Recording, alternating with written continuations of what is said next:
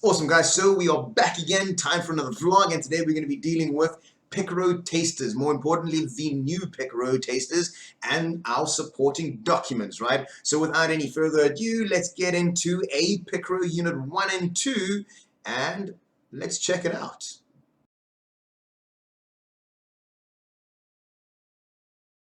Awesome stuff, guys. Like I said, we're going to start off with the actual Picaro taster document just to figure out where things are and how I actually use it. So if you just look at it, basically what it is a document that breaks up everything so you know exactly what topic is where in each taster. And if you think about it, if I'm looking for example, Picaro Units 1 and 2 topic, or the topic about animals, and I'm jotting through each and every slide madly just to get to the right one, it looks unprofessional to the parents, okay? It doesn't look like you're prepared. And two, the Brady's going to sit there going, well, I'm meant to be learning. What on earth am I doing? This guy's just rambling on about nothing and changing slides, right? So just to make it look a lot more professional, make sure that you've got this document somewhere in front of you. So if I just go through the first one, Picaro Units 1 and 2, which was the previous Picaro 1A document or taster, has from slide 2, say hello. From slide 14, colors, 22 toys, 33 animals,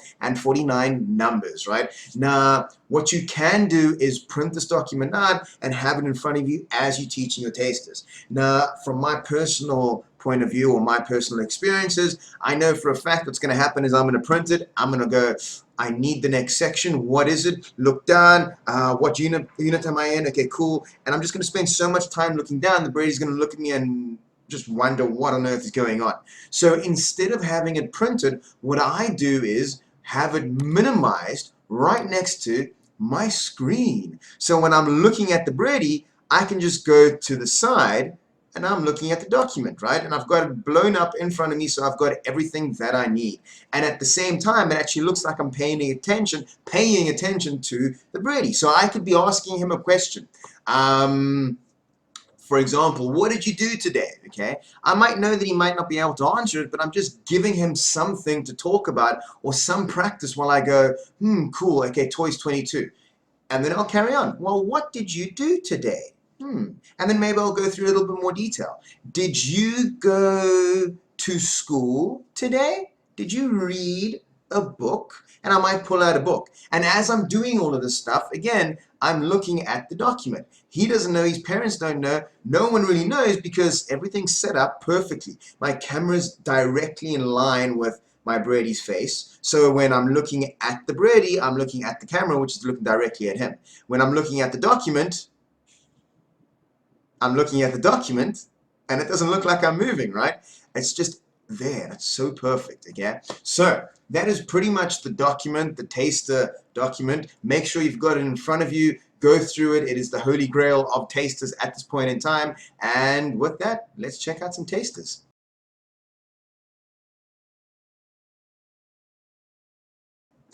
Perfect. So if we have a look at the taster, okay, I'm going to go through the first section. I'm going to go through extending and adapting and basically how I run one of these brand new level 1 tasters. So if you look at the first slide, what I'll generally do is I'll say we are going to look at saying hello, or we're doing colors today, or just give them a brief idea of what they're actually learning, right? Pop a song on or pop the song on before, and then say the brief outline or the heading. Either way, it doesn't make too much of a difference as long as you do some sort of icebreaker, which is generally a song. Older Brady's, you would obviously use a game and not necessarily use a song, and it just kind of depends on you, so just use your discretion, okay? So once we get to the first slide, hello. So I'll go in a little bit more detail of this because I believe the first 3 or 4 slides is kind of just getting to know your Brady and figuring out where he should be, if he should be on the slide, or if he should be in this section, or if we should move on to a different section.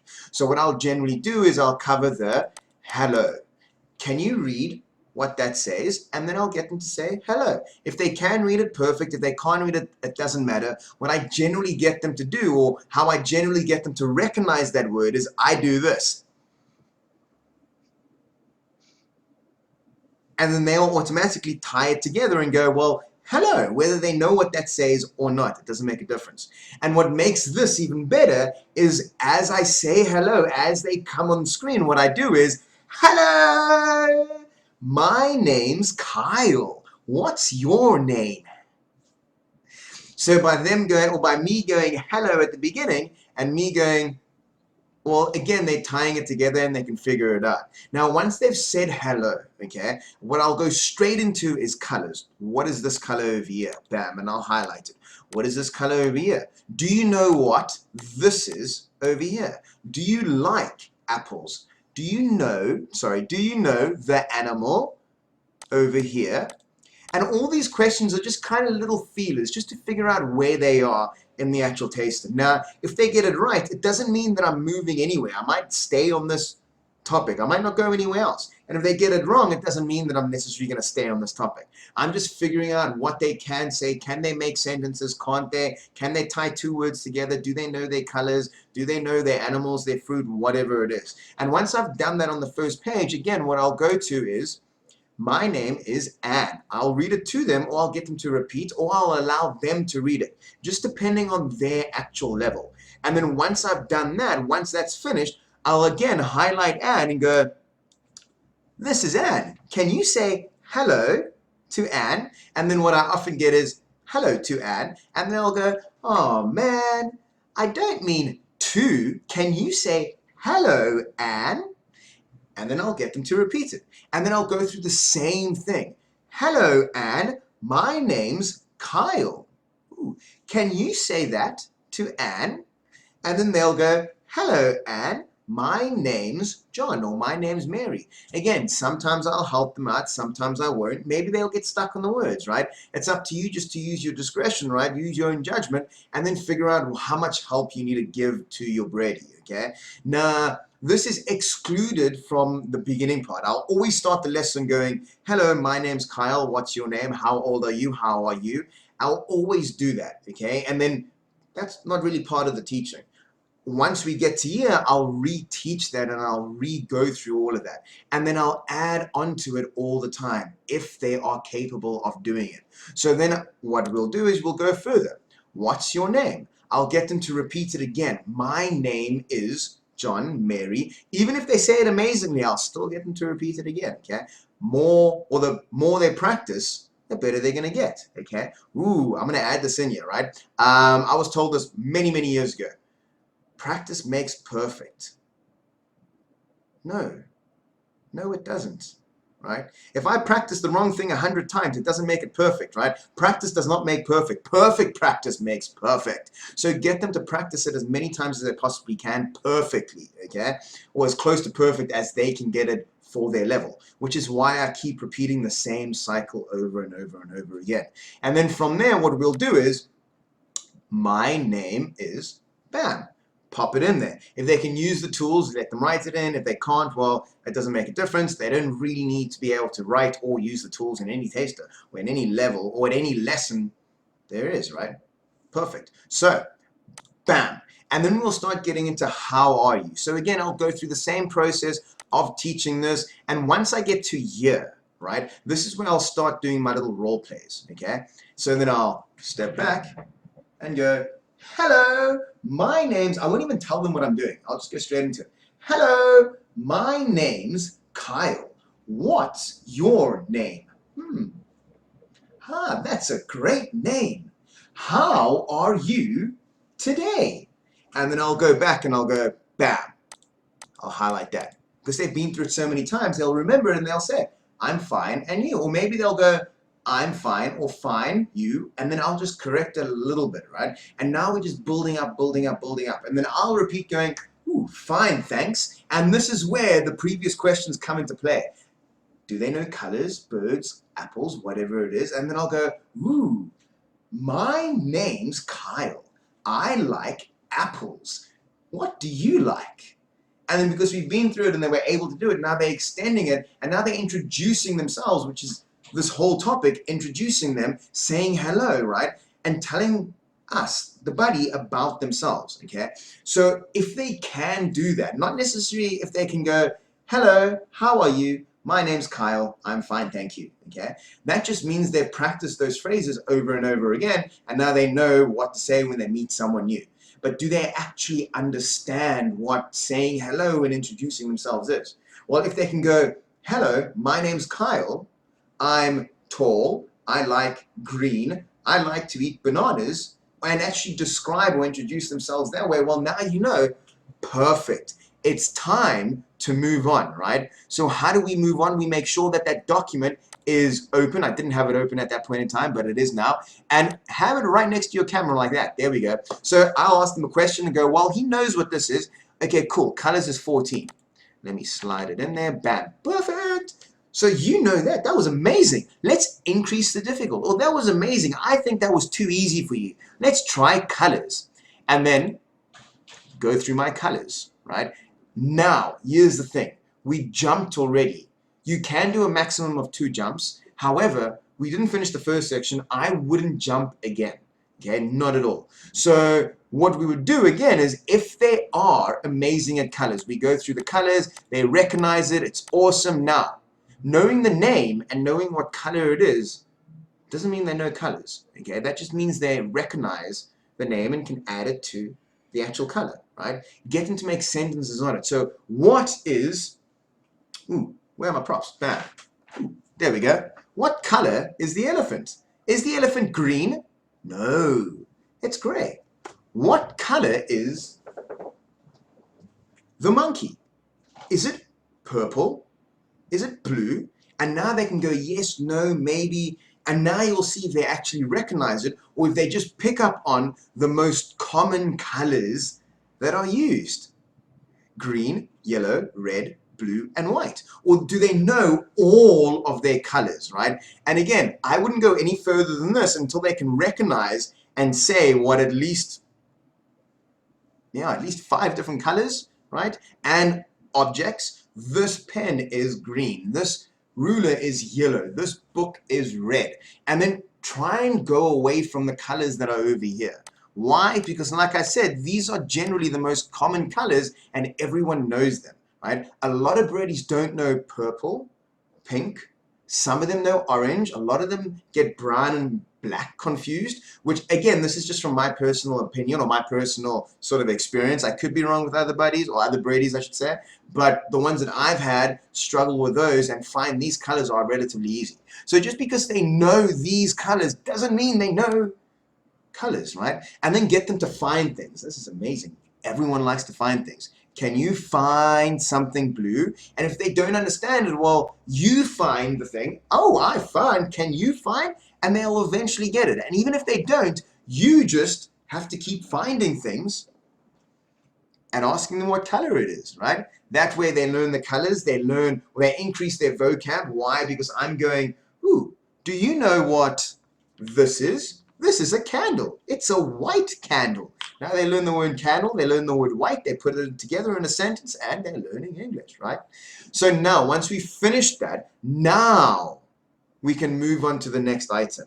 Now, if you want to, you can go to toys because it is the next, well, difficulty there, or the next level of difficulty. However, if you need to change it to something higher because they were just too amazing at colors, make sure your documents are on, and bam, let's look at, you didn't even see me look, right? 33, animals, bam.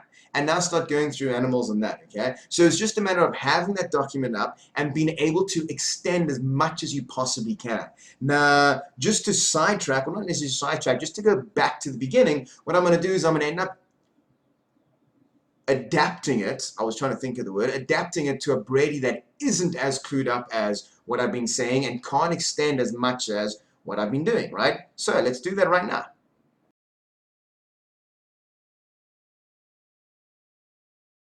Cool guys, so adapting. Now, for whatever reason, it's just too difficult for your Brady to actually grasp. However, you can't go down to FEW because maybe he's already done that taster and it's too easy for him, but this is just a little bit too difficult. Maybe he's a little bit shy. Maybe he hasn't got the confidence. Maybe he knows everything, but he's not confident enough to actually talk about it or actually talk to you. For whatever reason, it just doesn't seem like he knows what he's doing or what's going on. So we need a way to actually make this a lot more simpler. Now, I'll go through the exact same starting process. So there's going to be very little that I change. However, we're going to go through it anyway. So let's just get a brief look at adapting. So same thing. I'll ask them to read it and I'll get them to say hello, okay? If they can't do that, then I'll know immediately, okay, cool. I'm going to be reading everything to them. They're going to be repeating everything to me. However, the process is exactly the same, except I'm essentially asking and answering my own questions. So, same thing. Hello, can you repeat hello? Get them to repeat it. Hello, hello, hello, I'm Kyle. Hello, you are John. My name is John, okay? And if I can't get them to repeat anything, or if they're repeating every single thing I say because that's all they know and that's how they've been taught, I'm going to be them. Hello, my name's John. And then they'll repeat, hello, my name's John. Perfect. And then if they're repeating, I won't even go into colors. I'll just leave it at that, okay? And then I'll swap on to the next one. Her highlight name is Anna. Remember, they're repeating everything you say. So if you go, my name is Anna, well, they're going to repeat, my name is Anna. They might think their name's Anna. I don't know. But I change it anyway to her name is Anna. And break it down as much as you need to, or put as many chunks together as you need to. Her name is Anna. Her name is Anna. Her name is Anna. Okay, it doesn't matter how you break it, you just got to break it up so that they can actually say it, they can grasp it. And then once you've done that, bam, what's your name? Okay, again, they're repeating, what's your name? Me, my. Now we've done it a few times. My name is Kyle, your name is John. What's your name? John. Yours, John. John. And get them to repeat it that way, right? But you want to emphasize that yours, from this point, what's your name? Because they're going to ask you, what's your name? And you can go, John. Me, John. Have a piece of paper. John. Okay? Ooh, they can't read. That's not going to work this time. Ooh, take that back. Perfect. So where was I now? Cool. So what's your name? Get them to introduce your name, or introduce your name at this point, introduce their name, and then get them to try and say, my name's John, your name's Kyle. And again, start, if you can, extend on it. If you can't, just leave it at that. I would go maybe 2-3 minutes trying, and if they can't grasp it, it doesn't matter. Move on to something else, okay? Bam. And then they can go, my name is John. My name is John. John. John. My name is John. Keep pointing at them, right? And then they can figure it out amongst themselves. And then you're going to keep going on that the whole time. Now, here's the thing. They might get this amazingly, right? And you might end up having to go to your colors, your numbers, your toys, or whatever it is. So let's go to toys, right? He gets this amazingly. We get to toys, and we get to this point, and he struggles a lot, okay? Now, to adapt this to your Brady's needs, well, they can say hello, right? They might struggle with toys. So they might introduce themselves. Hello, my name's John. I like dolls. Or my name's Mary. I like dolls. This is, make up a name, Grace. This is Grace. She likes dolls, right? Can you say, hello, Grace? Hello, Grace. My name's John. Or whatever it is. And then end up introducing, well, this is her toy. Do you have any toys? And keep it as simple as possible. Even if you literally just go, this is a doll. Can you say doll? Perfect. This is the baby's doll. Or this is his doll. This is my doll. My doll. Do you have a doll? Do you have a doll or a teddy bear? And then just keep the flow going like that. But keep it as simple as you possibly can. And that being said, well, that's it. Easy peasy lemon squeezy, right? Cool. Catch you on the flip side, guys. Peace out.